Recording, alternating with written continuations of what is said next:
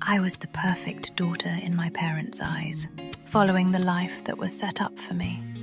I lived abroad since I was a toddler, far from home. I was always drawn to music, to arts, but life doesn't work that way.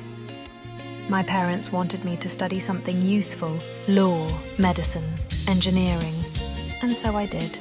Every book I studied, every exam I passed, took another little piece of my soul. Friends faded away. I isolated myself. I couldn't even feel like myself anymore. The only rebellion I allowed? I dyed my hair pink.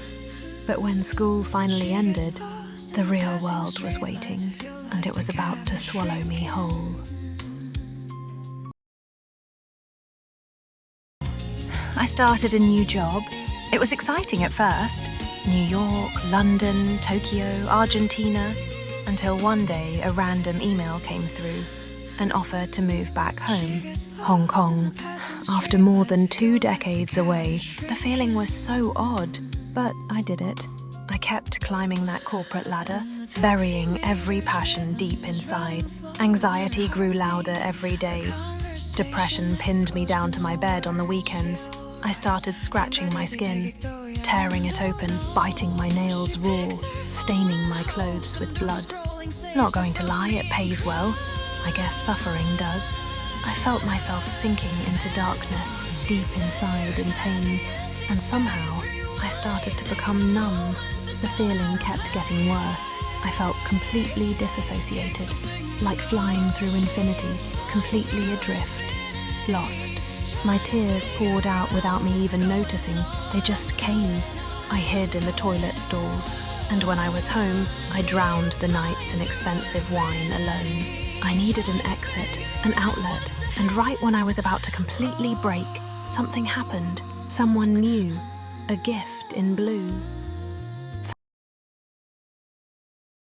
She approached me in the restroom. "Are you okay in there?" she said.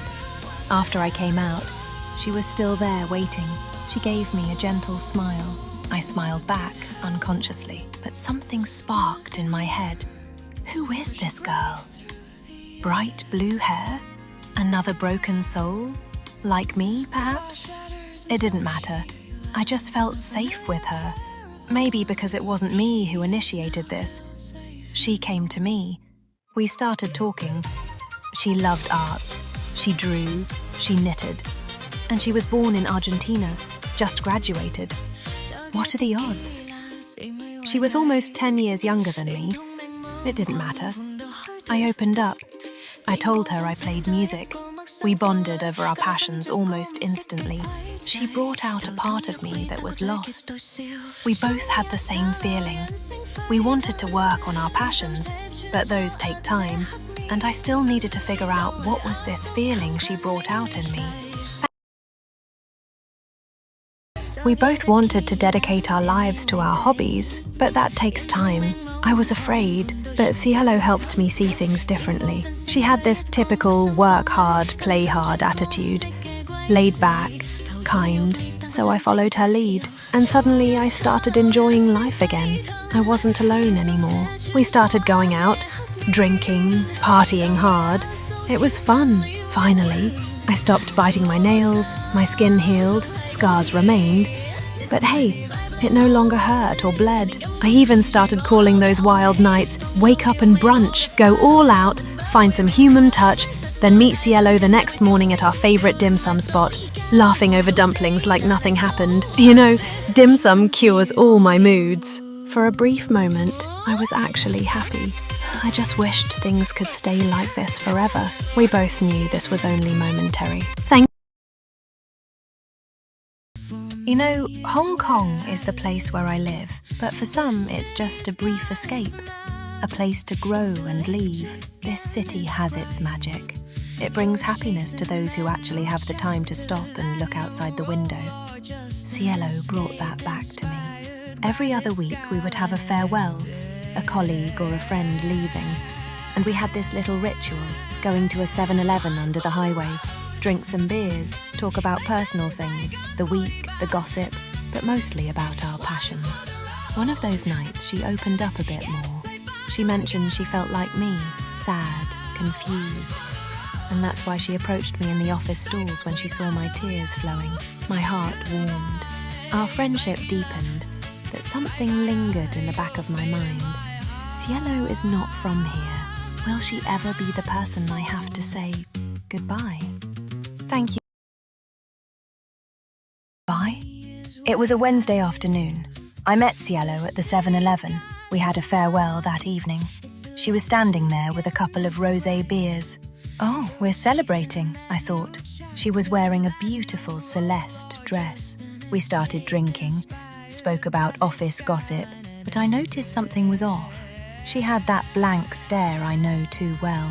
I asked if something was wrong. She gave me a gentle smile and said, "I'm leaving. They offered me a job in New York." My heart sank into my stomach. Time literally stopped. Cielo was the next goodbye. All the memories rushed in. Brunches, drinks, company, laughter, cup noodles and love. I couldn't be selfish. I forced a smile and said, "We need to celebrate." We got way too drunk. I walked her home. She offered to pour me a drink upstairs. Could she tell I was affected? And so we went upstairs. The warm, midnight wind was blowing magic. On her balcony, she handed me a gin and tonic she mixed. We relived all of our best memories. But one sentence stuck with me. "I would not be here if it wasn't for you. What I'll miss the most about Hong Kong is you." I touched her hand. Something inside me shifted. Trembling, I said to myself, "I won't make it if you are not here." The silence felt right. I closed my eyes. For a brief moment, I felt flying through again, leaning against the handrail, ready to let myself go. Her soft arms pulled me closer. Thank you for watching. It grounded This was chapter 1 of Happy Lab. She laughed. Follow me so you don't miss chapter 2. You could fall. Bye-bye, Just lab. don't forget about me. We finished our drink and hugged one last time. I sat in the cab afterwards with that familiar feeling again. The walls started shrinking. I couldn't breathe.